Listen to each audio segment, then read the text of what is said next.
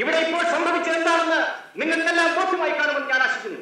ഇവിടെ നടക്കുന്ന അപഹാസ്യമായ തെരഞ്ഞെടുപ്പ് സമ്പ്രദായത്തിന്റെ ഒരു ചെറിയ ഇപ്പോൾ കണ്ടത്. പ്രായപൂർത്തി വോട്ടവകാശം എന്ന് പറയുന്നത് ഭൂമിയിൽ നിന്ന് കുരുത്തു വന്നതോ ആകാശത്ത് നിന്ന് പൊട്ടി വീണതോ അല്ല. ആയിരക്കണക്കിന് ധീര ദേശാഭിമാനികൾ സ്വാതന്ത്ര്യ സമരത്തിന്റെ ബലിപീഠത്തിൽ തങ്ങളുടെ പ്രാണം നാശൂതി ചെയ്ത് നേടിയെടുത്ത വിശുദ്ധമായ ഒരു മനുഷ്യാവകാശമാണ് പ്രായപൂർത്തി വോട്ടവകാശം. അത് കല്ലിനും കാശിനും വേണ്ടി ദുർവിനിയോഗം ചെയ്യുന്നത് ഭാവി തലമുറയോട് ചെയ്യുന്ന കടുത്ത വഞ്ചനയാണ്. ആത്മഹത്യ ചെയ്യുന്നതിന് തുല്യമാണ്. തെരഞ്ഞെടുപ്പിന്റെ പേരിൽ ഇന്നിവിടെ നടക്കുന്നതിനെ കുറിച്ചെല്ലാം പറയാൻ പോലും നാം വെച്ചിക്കേണ്ടിയിരിക്കുന്നു. സമൂഹത്തിൽ വിരലെണ്ണാൻ മാത്രം പോരുന്ന കുറെ പ്രബലകളും കുറെ പണക്കാരും ചേർന്ന് നമ്മുടെ ജന്മാവകാശമായ പ്രായപൂർത്തി വോട്ടവകാശത്തെ അവരുടെ താല്പര്യ സംരക്ഷണത്തിന് വേണ്ടി പന്താടുകയാണ്. അവർക്ക് വേണ്ടി അവരുടെ താല്പര്യത്തിന് വേണ്ടി നാം പ്രവർത്തിച്ചില്ലെങ്കിൽ ഇവിടെ ജീവിക്കുവാൻ നിവർത്തിയില്ലാത്ത നിലയാണ് വന്നിട്ടുള്ളത്. ഇതാണോ സ്വാതന്ത്ര്യം? ഇതാണോ പ്രായപൂർത്തി വോട്ടവകാശം? ഇതാണോ അഭിപ്രായ സ്വാതന്ത്ര്യം? പ്രിയ സുഹൃത്തുക്കളെ, എല്ലാ രാഷ്ട്രീയ കക്ഷികൾക്കും എല്ലാ മതവിശ്വാസികൾക്കും ഇവിടെ തെരഞ്ഞെടുപ്പിൽ മത്സരിക്കുവാനുള്ള മൗലികാവകാശം നമ്മുടെ ഭരണഘടനയിൽ അസന്നിഗ്ധമായി പ്രഖ്യാപിച്ചിട്ടുണ്ട്. നമ്മുടെ ജന്മാവകാശത്തെ ചോദ്യം ചെയ്യുന്ന ശക്തി എത്ര വലുതായാലും അതിനെതിരായുള്ള സമരത്തിന് എന്ത് വില കൊടുത്താലും നിരാശരായി പിന്മാറാതെ ആ തലച്ച് മുന്നോട്ട് പോകേണ്ടത് മഹത്തായ സ്വാതന്ത്ര്യത്തിന്റെയും സംസ്കാരത്തിന്റെയും പേരിൽ നമ്മുടെ കടമ മാത്രമാണ്. നമുക്ക് പ്രാണവായു പോലെ അത്യന്താപേക്ഷിതമായ പൗരാവകാശങ്ങൾ നേടിയെടുക്കാനുള്ള ഈ വിശുദ്ധ സമരത്തിൽ ജാതിയും മതവും ബന്ധുത്വവും രാഷ്ട്രീയവും ഒന്നും തന്നെ വിലങ്ങുതടിയായി നിന്നുകൂടാ. പ്രലോഭനങ്ങളുടെയും പ്രിയാണങ്ങളുടെയും മുന്നിൽ തലകുനിക്കുന്നത് അറിഞ്ഞുകൊണ്ട് അടിമത്വമെടുത്ത് ശിരസിനണിയുന്നതിന് തുല്യമാണെന്ന് നിങ്ങൾ ഓർമ്മിക്കുക. ഈ തെരഞ്ഞെടുപ്പിൽ ആര് ജയിക്കണമെന്നും ആര് തോക്കണമെന്നും നിങ്ങൾ തീരുമാനിക്കുക. എനിക്കതിനെപ്പറ്റി ഒന്നും പറയുവാനില്ല. പൗരസ്വാതന്ത്ര്യത്തിന്റെ പേരിൽ ഞാൻ ഇത്രയും സംസാരിച്ചു എന്നേ ഉള്ളൂ. നിങ്ങൾക്ക് നമസ്കാരം.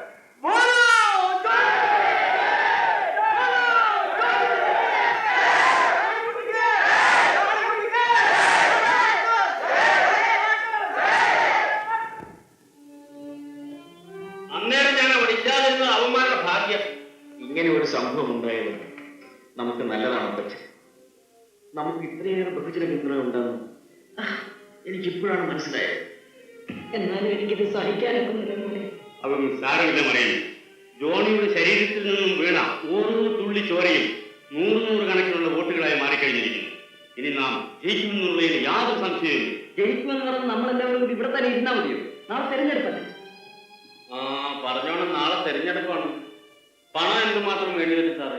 കുറഞ്ഞത് ഒരു 300 രൂപയെങ്കിലും വേണം. 300 രൂപയോ? ഇവിടെ കൂടി വന്നാൽ 10-100 രൂപ കാണും. അങ്ങനെ പറഞ്ഞാൽ ഒക്കുകയില്ല മച്ചി. എങ്ങനെയെങ്കിലും രൂപ ഉണ്ടാക്കാതെ രക്ഷയില്ല.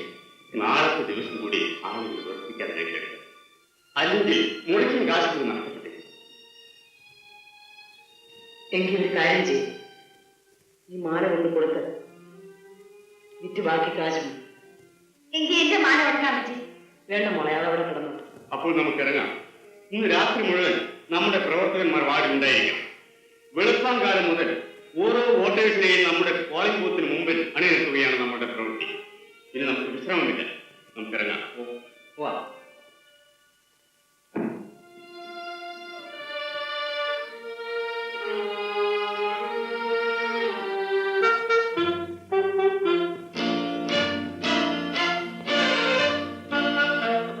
ശങ്കരനില്ലയോ? അവൻ നമ്മുടെ ചോര വന്നിട്ട് കടുവ ചോദിക്കാം. വിമാനൊക്കെ എങ്ങനെ വിശ്വസിക്കാനാ?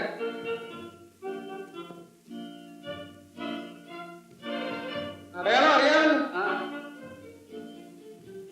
നമ്മുടെ തോന്നിയാണെങ്കിൽ പള്ളിക്ക് പഞ്ചായത്ത് പോയിരിക്കില്ലേ? അവിടെ നമ്മുടെ ബാങ്കിന്റെ പാർട്ടിയെ നിർത്തിയിരിക്കുക. ആ കണ്ടത്തിന് വലിയ വേണ്ടിയ ചാലിന് മുമ്പ് കത്തിലെടുത്തോണ്ട് കൊണ്ടുവരണം. അക്കാര്യം പിന്നെ ഷാപ്പിലെ പിള്ളേരായിട്ട് വോട്ട് ചെയ്യും. അത് പറയണം എന്ന് വെച്ച് പരിപൂർണ്ണമായിട്ട് ഇറങ്ങിയും വേണ്ട. അയാൾക്ക് ഇഷ്ടമുള്ള ആൾ വോട്ട് ചെയ്യും. നിങ്ങൾ ആരെ അന്വേഷിക്കാൻ?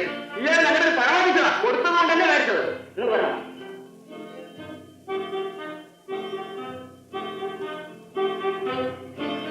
കടുവ കടുവ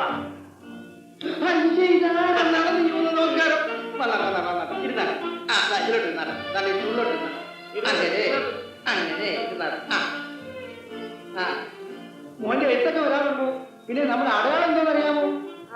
കടുവയല്ലേ? കടുവയല്ല, കുരുവി കുരുവി. ഈ കടലാസും കൂട്ടി വോട്ട് ചെയ്തിട്ട് അവിടെ വടയും പായസവും കൂട്ടി ഊടും കഴിച്ച് പോയിട്ടാ മതി.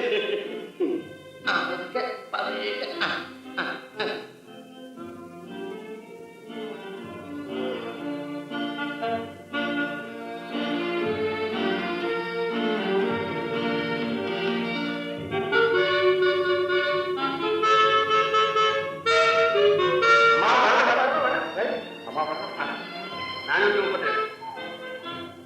നമ്മുടെ അടയാളം മനസ്സിലായ കുരുവിയല്ല കടുവ മനസ്സിലായ കച്ചോ കടുവ കടുവ കടുവ കടുവ കടുവ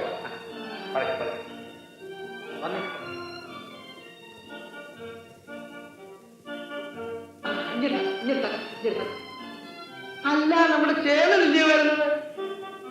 അവന്മാരവിടെ നിപ്പോട്ട് ഒന്ന് വളരാൻ ശ്രമിക്കും. കേട്ട ഭാവം നടിക്കണ്ട, അരുകൂടെ അങ്ങ് നടന്നു പോയ എങ്ങനെ ഒന്നും ഭയപ്പെടാനില്ല. 356 സ്ലിപ്പ് നമ്മൾ കൊടുത്തു കഴിഞ്ഞു. ഞാൻ താമരപ്പള്ളി വരെ ഒന്ന് പോയിട്ട് വരാം. ഒരു 6 വോട്ട് നമുക്ക് അവിടെ കിട്ടാൻ. ശരി, 80% പോളിംഗ് നടന്നിട്ടുണ്ട്. ജോണി ഒരു 300 വോട്ടിന്റെ ഭൂരിപക്ഷത്തോടുകൂടി ജയിക്കുമെന്നുള്ളതിൽ യാതൊരു സംശയമില്ല. പിന്നെ എല്ലാ വോട്ടും നിന്റെ പോലെ തന്നെ ഒരു 5 വോട്ടാകെ ഇടച്ചിപ്പണ്ണിലൂടെ കിട്ടിക്കൊണ്ടിരിക്കും. എങ്ങനെയാകട്ടെ ജയിച്ചല്ലോ, അത് മതി. അമ്മച്ചി ഉടനെ ഫലവും പ്രഖ്യാപിച്ചു കഴിഞ്ഞു. അവർ നെല്ലിക്കൊള്ളട്ടെ. എന്നാലൊന്നുമില്ല, ജോലിക്കുന്നതിന് ഞങ്ങൾ സ്വീകരണം ഏർപ്പാട് ചെയ്യാൻ പോവുകയാണ്. എനിക്ക് ചില അവന്മാരോട് ഓരോമാരോട് ഒന്ന് ചോദിക്കാനും. അത് പാടില്ല പറയും. നമ്മൾ ജയിച്ചവരാണ്, അഹങ്കാരം പാടില്ല. ജയിച്ചവരെ നഷ്ടം പണം ചെലവാക്കിയാ ജയിച്ചത്. അതിനാരും ഒന്നും പറയണ്ട. ഫലം പ്രഖ്യാപിച്ചു കഴിഞ്ഞാൽ ഉടനെ ജോണിയെ പൊക്കി എടുത്തുകൊണ്ട് ഒരു ഘോഷയാത്ര നല്ല വണ്ണം നടത്തണം. അതൊന്നും വേണം. നമുക്ക് എല്ലാവർക്കും സന്തോഷമായിട്ട് ഇവിടെ തന്നെ കൂടിയാൽ പോയി. എന്തൊക്കെ ആയാലും കൊള്ളാം. തോന്നിയാടുന്ന വീട്ടിന്റെ വാതിൽ വെച്ച് ഞങ്ങൾ സ്വീകരണം തരും. അതും വന്നേ അമ്മച്ചി ചേട്ടനെ നമുക്കൊരു പ്രധാനപ്പെടുത്തി കെട്ടിയാണെങ്കിൽ പോകണം.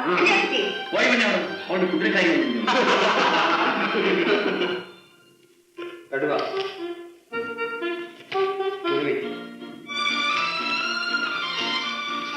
കടുവ കടുവ കുരുവി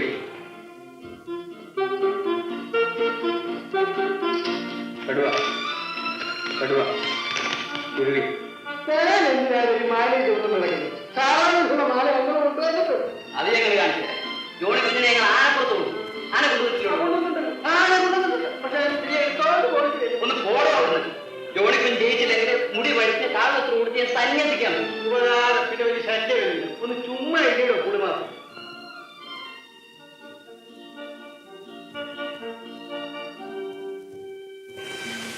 ഇപ്പോൾ നമ്മളെ 100 വോട്ടിന് ലീഡ് ചെയ്ത് നിൽക്കുകയാണ്. ഇപ്പൊ നമ്മൾ 100 വോട്ടിൽ ലീഡ് ചെയ്യുന്നുണ്ട്. ഇപ്പൊ അറിയാം 100 വോട്ടിന് ലീഡ് ചെയ്യുന്നുണ്ടെന്ന്.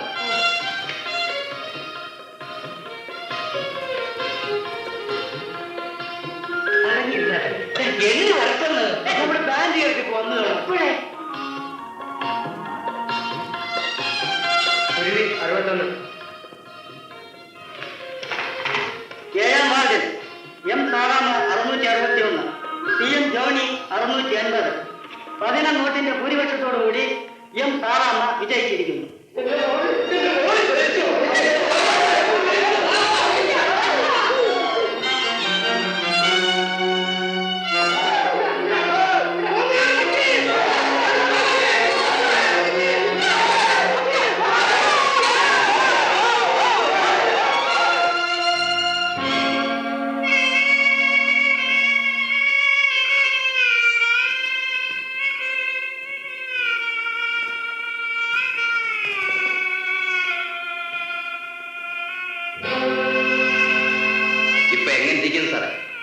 നമ്മുടെ സമരം എന്ത് സമരമാണെന്നാ പറഞ്ഞത്? ധർമ്മസമരം.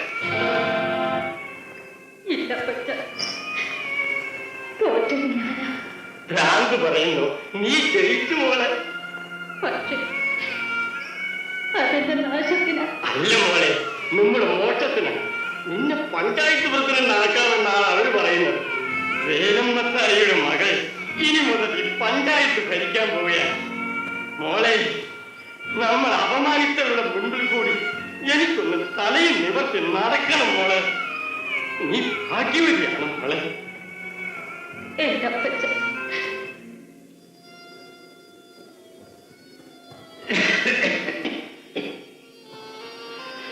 എന്തുമാത്രം പണം ചെലവാക്കി, എന്തുമാത്രം ബുദ്ധിമുട്ട് സർ.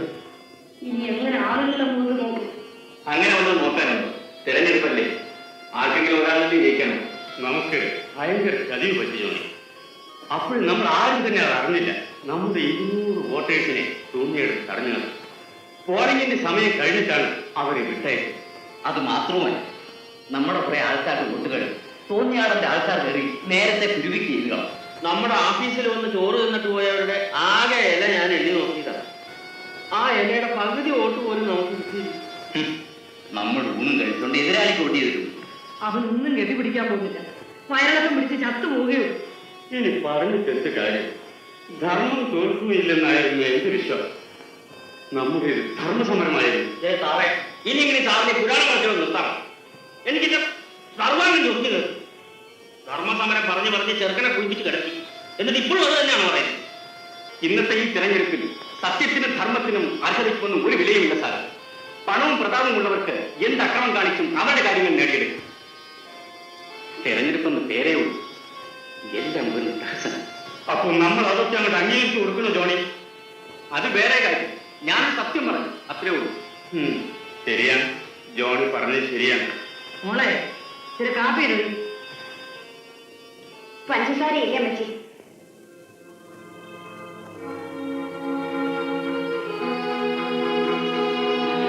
ഞങ്ങൾ കാപ്പി ഒന്നും വേണ്ട പറയാം.